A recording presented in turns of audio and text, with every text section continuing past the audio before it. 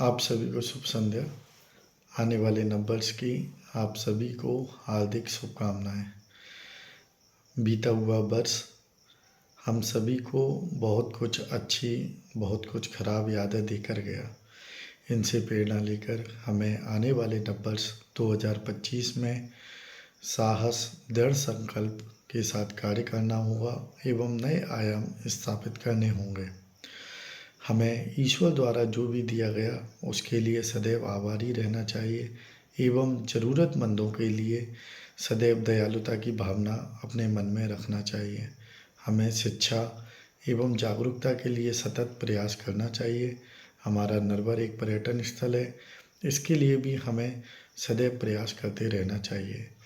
मैं एक खुशहाल, स्वस्थ और समृद्ध नववर्ष की आप सभी के लिए कामना करता हूँ। धन्यवाद। जय हिंद।